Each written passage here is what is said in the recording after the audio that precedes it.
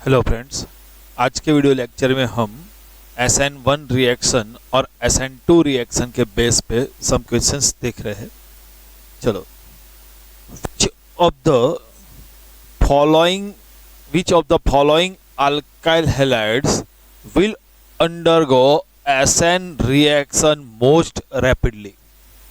तो SN reaction की यदि हमको प्रेफरेंस देखना है, सीक्वेंस देखना है रिएक्टिविटी, तो SN1 रिएक्शन सबसे ज्यादा किसके लिए हो सकता है? Tertiary alkyl halide. उससे कम रिएक्टिविटी किसके लिए है? Secondary alkyl halide. और उससे भी कम है प्राइमरी, और उससे भी कम है मिथाइल हैलाइड। देखो यहाँ F फ्लोरीन जो कार्बन के साथ अटैच अनदर 3 कार्बन के साथ अटैच टर्सरी है। Cl जो कार्बन के साथ अटैच है another 3 carbon tertiary. Br tertiary. I जो कार्बन के साथ वो भी टर्सरी। तो इसके बेस पे एक क्वेश्चन सॉल्व नहीं कर सकते। देखो यहां पे हेलोजन एटम डिफरेंट है, तो यहां पे C और हेलोजन, कार्बन और हेलोजन के बीच के बॉन्ड ब्रेक होगा, तो इजीली बॉन्ड ब्रेक किस में हो जाएगा? जिसमें तो हमने पढ़ा था RI की बॉन्ड लेंथ ज्यादा है, बॉन्ड एंथैल्पी कम है, तो ये इजीली ब्रेक हो जाएगा इस सीक्वेंस। तो सबसे इजीली ब्रेक हे हो जाएगा, तो रिएक्टिविटी उसकी ज्यादा होगी। R सेम होना चाहिए। देखो R सेम है तभी ये पॉसिबल है। एक क्वेश्चन में देख लेना R सेम होना चाहिए, तो R सेम है तो आंसर हो जाएगा D। यही क्वेश्चन यदि SN2 रिएक्शन के लिए पूछा जाता तब भी आंसर यही होता, D।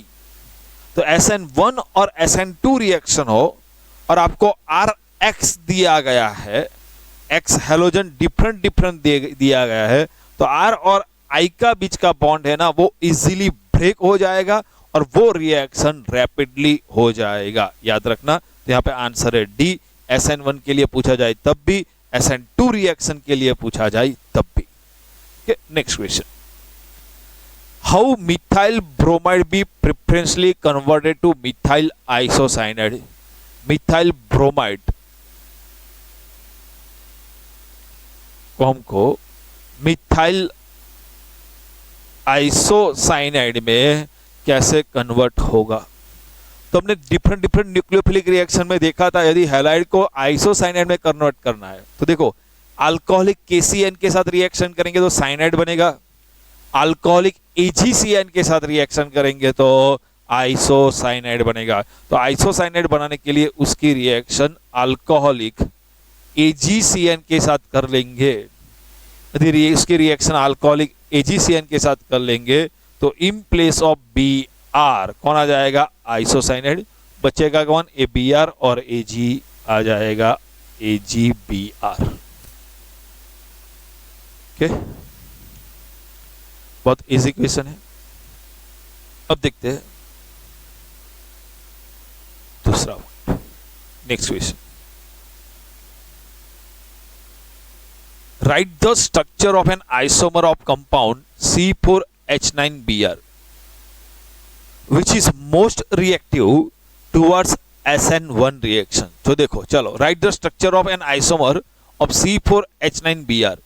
तो 1 2 3 4 कार्बन और ये Br, तो एक आइसोमर मिलता है 1 ब्रोमो ब्यूटेन। अब Br की पोजीशन चेंज कर लेते हैं, तो है 2 ब्रोमो ब्यूटेन।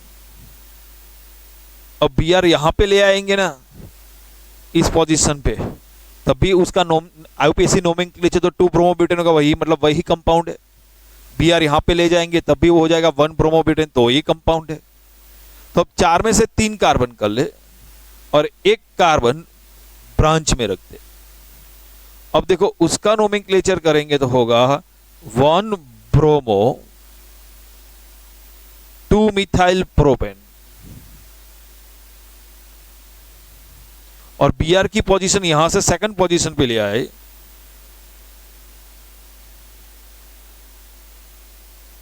ये हो जाएगा 2 ब्रोमो 2 मिथाइल प्रोपेन। ओके, अब Br यहां से यहां के ले जाए तो 1 ब्रोमो 2 मिथाइल वही नाम होगा, और 3 से कम कार्बन नहीं कर सकते, तो इसके 1 2 3 4 आइसोमर है।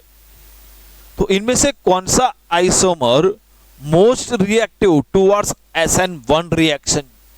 तो SN1 रिएक्शन के कौन टर्सरी अल्काइल हैलाइड? तो देखो यहां पे Br जो कार्बन के साथ अटैच है वो अनदर 1 कार्बन के साथ अटैच है तो प्राइमरी है। देखो ये Br जो कार्बन के साथ अटैच है वो अनदर 2 कार्बन के साथ अटैच है तो सेकेंडरी है। यहाँ पे देखो Br जो कार्बन के साथ अटैच है वो अनदर 1 कार्बन के साथ अटैच है तो वो प्राइमरी है। और यहाँ पे देखो Br जो कार्बन के साथ अटैच है वो अनदर 3 कार्बन के साथ अटैच है तो टर्सरी है। और SN1 रिएक्शन किसके साथ हाईली रिएक्टिव है? Towards 3 degree alkyl halides. तो इसका आंसर होगा ए, 2 ब्रोमो 2 मिथाइल प्रोपेन। हमको इस तरह नहीं लिखना, डायरेक्ट करना है। तो हमको पूछा गया है कि इनमें से SN1 के रिएक्शन के लिए कौन सा आइसोमर हाईली रिएक्टिव होगा। तो हमको मालूम है SN1 के रिएक्शन के लिए कौन सा है, टर्सरी। तो आप डायरेक्ट आंसर इस तरह भी लिख सकते हो, Br जो कार्बन के साथ अटैच है वो अनदर 3 कार्बन के साथ अटैच है। टोटल कार्बन कितने हैं? 4 हो गए, देख लो 1 2 3 4 हाइड्रोजन देख लो, चेक कर लो, हो गए। डायरेक्ट आंसर आप इस तरह भी लिख सकते हो। चलो नेक्स्ट क्वेश्चन देखते हैं।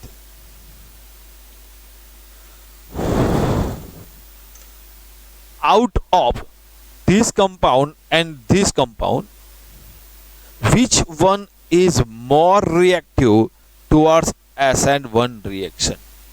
तो SN1 रिएक्शन की रिएक्टिविटी सबसे ज्यादा किसकी है? टर्सरी अल्काइल हैलाइड, बाद में सेकेंडरी अल्काइल हैलाइड, बाद में प्राइमरी, और बाद में मिथाइल हैलाइड। ओके, यहां पे देखो Cl जो कार्बन के साथ अटैच है वो अनदर 1 कार्बन के साथ अटैच है तो ये प्राइमरी हैलाइड। यहां पे देखो Cl जो कार्बन के साथ अटैच है वो अनदर 2 कार्बन के साथ अटैच है तो ये सेकेंडरी है। इन दोनों में से किसकी SN1 रिएक्शन? तो टर्सरी, लेकिन इसमें टर्सरी एक भी नहीं है। टर्सरी तो सेकेंडरी, ये सेकेंडरी है, तो इसकी रिएक्टिविटी ज्यादा होगी टुवर्ड्स SN1 रिएक्शन। तो याद रखना। Next question, which would undergo SN2 reaction faster? Which would undergo SN2 reaction faster in the following pair and why? तो देखो SN2 रिएक्शन की रिएक्टिविटी देखें तो मिथाइल हैलाइड के लिए सबसे ज्यादा है, उससे कम प्राइमरी, उससे कम सेकेंडरी, और उससे कम है टर्सरी हैलाइड के लिए। अब देखो यहां पे Br जो कार्बन के साथ अटैच है वो अनदर 1 कार्बन के साथ अटैच है तो ये प्राइमरी है। और देखो यहाँ पे Br जो कार्बन के साथ अटैच है वो अनदर 3 कार्बन के तो टर्सरी है। सबसे ज्यादा रिएक्टिविटी कहां पे होगी? मिथाइल हैलाइड तो है नहीं, तो लेकिन ये इसमें से प्राइमरी और टर्सरी में से कौन होगा? टर्सरी, सॉरी प्राइमरी की रिएक्टिविटी ज्यादा होगी। तो SN2 रिएक्शन के लिए पूछा गया तो एक आंसर आता है, ये प्राइमरी है ना, इसलिए। यदि यही रिएक्शन में SN1 पूछा जाता तो इससे उल्टा हो जाता, टर्सरी, तो ये आता आंसर। तो SN2 का सीक्वेंस याद रखना, SN1 का सीक्वेंस याद रखना अच्छी तरह। चलो नेक्स्ट क्वेश्चन देखते हैं। Arrange each set of compound in the order of increasing boiling point. उसको बॉइलिंग पॉइंट के इंक्रीजिंग ऑर्डर में लिखिए। ब्रोमोमीथेन,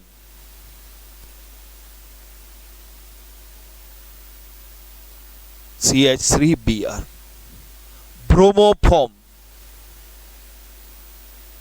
जिस तरह क्लोरोफॉर्म होता है ना CHCl3, इस तरह ब्रोमोफॉर्म है CHBr3। Chloromethane, CH3Cl। डाइब्रोमोमीथेन, कार्बन की वैलेंसी याद रखनी है, 4 करना है, तो डाइब्रोमो 2 Br, रिमेनिंग 2 कौन हो गए? हाइड्रोजन। अब देखो, if number of carbon atom increases boiling point increases. तो यहां पे देखो कार्बन एटम कितने हैं? एक एक एक एक, तो सब में कार्बन एटम तो एक ही है, तो कार्बन एटम से पता नहीं चलता है। If number of halogen atom increases boiling point increases. Halogen atom इसमें एक है, इसमें 3, इसमें 1 और इसमें 2। तो नंबर ऑफ कार्बन एटम तो सेम है, लेकिन नंबर ऑफ हैलोजन एटम जिसमें ज्यादा होगा उसका बॉइलिंग पॉइंट ज्यादा होगा। तो यहां पे नंबर ऑफ हैलोजन एटम सबसे ज्यादा है, तो उसका बॉइलिंग पॉइंट सबसे ज्यादा होगा। यहां पे 2 है, अब बचा 1, ये दोनों आगे है। अब देखो CH3Cl और CH3Br में, Cl और Br में किसमें एटॉमिक मास ज्यादा है? जिसका एटॉमिक मास ज्यादा होगा उसका बॉइलिंग पॉइंट ज्यादा होगा। तो Cl और Br में किसका बॉइलिंग पॉइंट ज्यादा है? Br का। तो उसका एटॉमिक मास ज्यादा है तो बॉइलिंग पॉइंट ज्यादा होगा। तो सबसे कम किसका होगा? CH3Cl, और उससे ज्यादा होगा CH3Br। तो देख लो, नंबर ऑफ कार्बन सब में सेम है।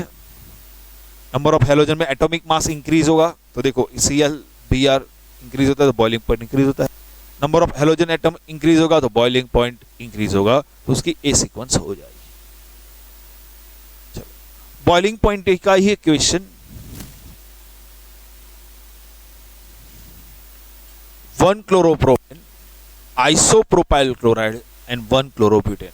1 क्लोरोप्रोपेन 1 2 3 और फर्स्ट कार्बन पे Cl, 1 क्लोरोप्रोपेन।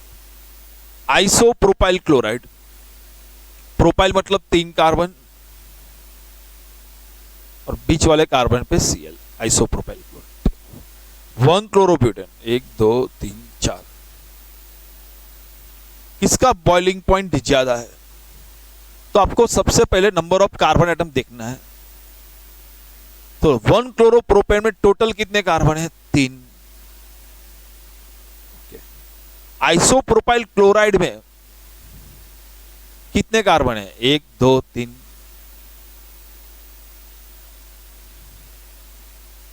और 1 क्लोरोब्यूटेन में कितने कार्बन है? 1 2 3 4।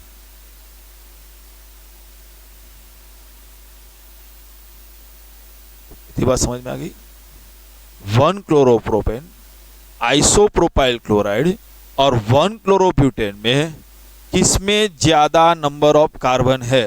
तो 1 क्लोरोप्रोपेन, आइसोप्रोपाइल क्लोराइड और 1 क्लोरोब्यूटेन में इसमें नंबर ऑफ कार्बन ज्यादा है।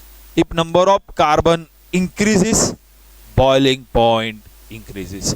तो 1 क्लोरोब्यूटेन का बॉइलिंग पॉइंट सबसे ज्यादा होगा। ओके, इसका अब ये दोनों में कंपाउंड में number of carbon chain same है।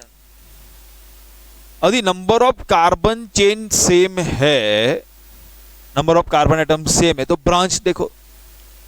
हाँ, यहां पे 1 क्लोरोप्रोपेन मतलब ये नॉर्मल है और ये आइसो।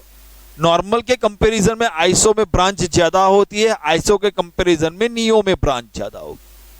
ब्रांच ज्यादा होने से बॉइलिंग पॉइंट कम होगा। तो ये दोनों में से किसका बॉइलिंग पॉइंट कम होगा? आइसोप्रोपाइल क्लोराइड का बॉइलिंग पॉइंट सबसे कम होगा। इससे कम होगा नॉर्मल का, ज्यादा होगा, और उससे ज्यादा होगा 1 क्लोरोब्यूटेन का। तो देख लेना है अच्छी तरह। अब देखते हैं, which of the following compounds which have the highest melting point and why? Which of the following compounds will have the highest melting point and why? इसमें किसमें मेल्टिंग पॉइंट ज्यादा होगा? तो यदि पैरा पोजीशन पे होगा ना, तो उसकी लेटिस में उसकी पोजीशन बहुत अच्छी तरह होती। तो पैरा पोजीशन पे होगा तो उसका मेल्टिंग पॉइंट ज्यादा होगा। पैरा पोजीशन पे होगा तो उसका मेल्टिंग पॉइंट ज्यादा होगा। तो देखो पैरा पोजीशन पे, तो देखो ये दो CH3 पैरा पोजीशन पे है। ACH3 और ACH3 कौन से पोजीशन पे है? ऑर्थो।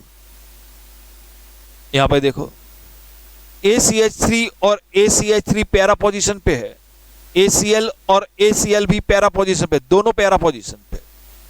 यहां पे CH3 पैरा पोजीशन पे, लेकिन Cl कौन से पोजीशन पे है? मेटा पोजीशन पे। तो एक कंपाउंड में दोनों CH3 दोनों Cl पैरा पोजीशन में है, तो लेटिस में उसकी पैकिंग बहुत अच्छी तरह हो सकेगी, इसीलिए उसका मेल्टिंग पे सिमेट्री है, तो इसका मेल्टिंग पॉइंट सबसे ज्यादा होगा। Next question, which compound in each of the following pair will react faster in SN2 reaction with OH minus NY? चलो देखो, इनमें से SN2 रिएक्शन के साथ कौन फास्ट रिएक्शन देगा? CH3Br and CH3I। ये RX है, R सेम है, देखो दोनों में RCH3 है। तो हेलोजन देखो Br में बॉन्ड जल्दी ब्रेक होगा या I में? I में, तो उसकी रिएक्शन की स्पीड ज्यादा होगी। तो ये दो कंपाउंड में आंसर होगा CH3I।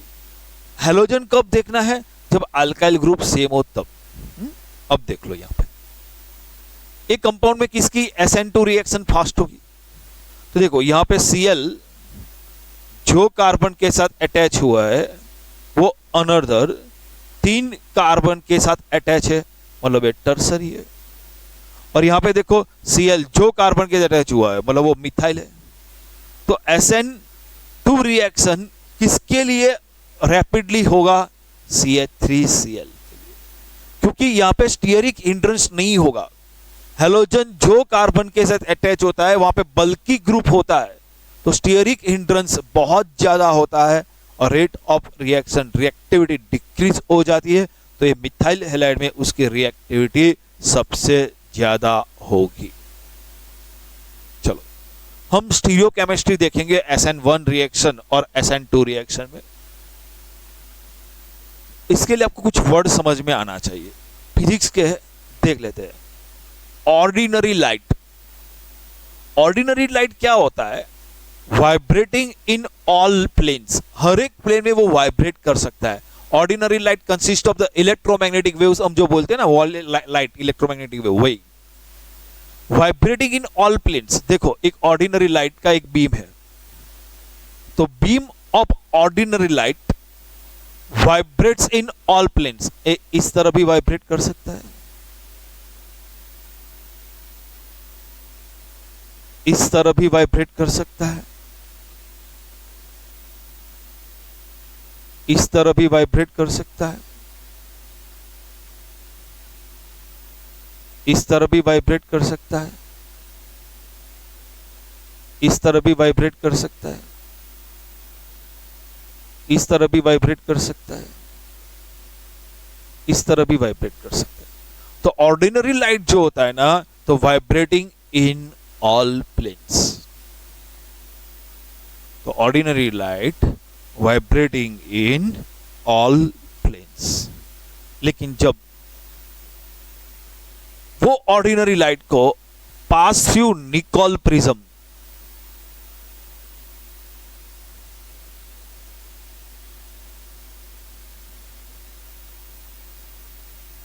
ये ऑर्डिनरी लाइट को जब हम निकोल प्रिज्म से पास करते हैं, तो उसके बाहर निकलने के बाद जो लाइट बाहर निकलती है निकोल प्रिज्म से, vibrating in only one plane, बस इस तरह ही करता। ऐसे लाइट को हम बोलते हैं प्लेन पोलराइज्ड लाइट। तो जो light which vibrates only in one plane is known as plane polarised light. तो आपको 3 पॉइंट याद रखना। पहला पॉइंट, ऑर्डिनरी लाइट होता है वाइब्रेटिंग इन ऑल प्लेन्स, यहां कोई भी प्लेन में वो वाइब्रेट कर सकता है। प्लेन पोलराइज लाइट होती है vibrates only in one direction. Okay, 2 point हो गए।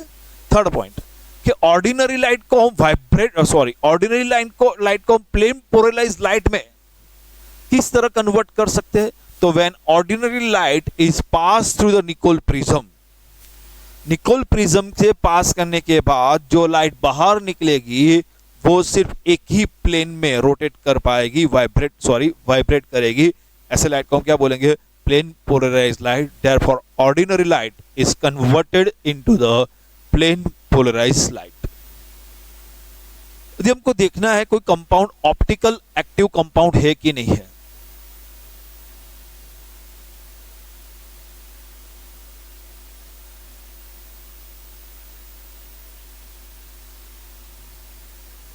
कोई कंपाउंड है, वो कंपाउंड ऑप्टिकल एक्टिव कंपाउंड है या नहीं है। यदि आपको चेक करना है कि कंपाउंड ऑप्टिकल एक्टिव कंपाउंड है कि नहीं है, तो वो ऑर्गेनिक कंपाउंड का सॉल्यूशन बना लो।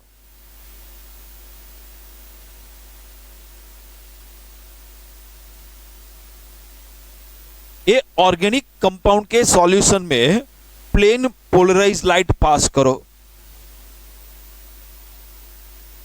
ये ऑर्गेनिक कंपाउंड के सॉल्यूशन में प्लेन पोलराइज लाइट पास करो, और यदि ये लाइट रोटेट हो जाए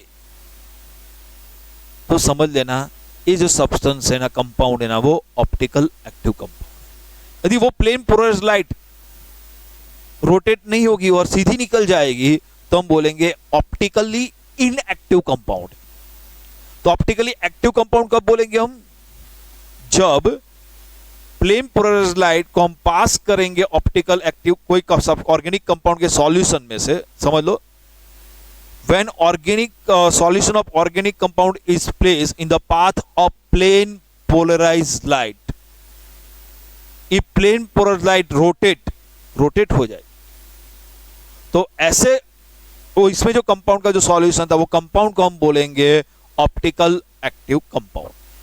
अब दो पॉसिबिलिटी है, एक compound if plane polarise light को राइट हैंड साइड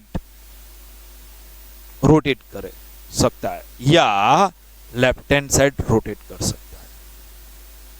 यदि ये ऑर्गेनिक कंपाउंड का सॉल्यूशन प्लेन पोलराइज लाइट को राइट हैंड साइड रोटेट करता है, ऐसे कंपाउंड को हम बोलते हैं डेक्स्ट्रो रोटेटरी कंपाउंड। उसको डीफर्म भी बोलते हैं, और उसका जो रोटेशन का जो एंगल होता है ना, उसके आगे प्लस लिखते हैं। ऐसे देखो, अप्रोक्सीमेटली समझो कि 15 डिग्री रोटेट किया तो हम लिखे प्लस 15 डिग्री, मतलब जो डिग्री होती है ना उसके आगे प्लस लिख देते हैं। समझ लो, यदि ऑर्गेनिक कंपाउंड ने प्लेन पोलराइज लाइट को राइट हैंड साइड रोटेट करता है तो हम वैसे कंपाउंड को हम क्या बोलते हैं? डेक्स्ट्रो रोटेटरी कंपाउंड, डीफर्म, हम उसको बोलते हैं प्लस फर्म। यदि ये organic compound plane polarise light को लेफ्ट हैंड साइड रोटेट करता है तो हम बोलते हैं उसको लीवो रोटेटरी कंपाउंड, उसको हम बोलते हैं एल्फम, और उसका जो रोटेटिंग एंगल है ना उसके आगे लिख देते हैं माइनस। इसके आगे क्या लिख देते हैं? माइनस। तो अच्छी तरह समझ लेना, ऑप्टिकल एक्टिव कंपाउंड किसको बोलते हैं? जो ऑर्गेनिक कंपाउंड के सॉल्यूशन को यदि वो प्लेन पोलराइज लाइट को रोटेट करता है आइदर लेफ्ट हैंड साइड या राइट हैंड साइड, वो कंपाउंड को रोटेट, प्लेन पोलराइज लाइट को रोटेट करता है तो हम बोल देंगे ऑप्टिकल एक्टिव कंपाउंड। यदि वो प्लेन पोलराइज लाइट को राइट हैंड साइड रोटेट करेगा तो हम बोलेंगे ऐसा कंपाउंड को डेक्स्ट्रो रोटेटरी कंपाउंड है, उसको हम डीफर्म कंपाउंड भी बोल सकते हैं, या आगे प्लस लिखते हैं। यदि प्लेन पोलराइज लाइट को organic compound plane polarise light को लेफ्ट हैंड साइड रोटेट करेगा तो हम बोलेंगे लीवो रोटेटरी कंपाउंड, उसको हम एल्फम भी बोलते हैं और माइनस फर्म भी बोलते हैं। ये डी और एल एक दूसरे के ऑप्टिकल आइसोमर्स है, तो याद रखना डेक्स्ट्रो और लीवो एक दूसरे के ऑप्टिकल आइसोमर्स है। याद रहेगा, डी एंड एल फॉर्म एक दूसरे के ऑप्टिकल आइसोमर्स है, and this phenomenon is known as optical isomerism. और जो इंस्ट्रूमेंट हम मेजर करेंगे कि प्लेन पोलराइज्ड लाइट को कितने degree right hand side rotate किया या कितने degree left hand side rotate किया, वो मेजर करने के लिए हम जो इंस्ट्रूमेंट यूज करेंगे उसको बोलते हैं पोलरीमीटर। तो याद रखना,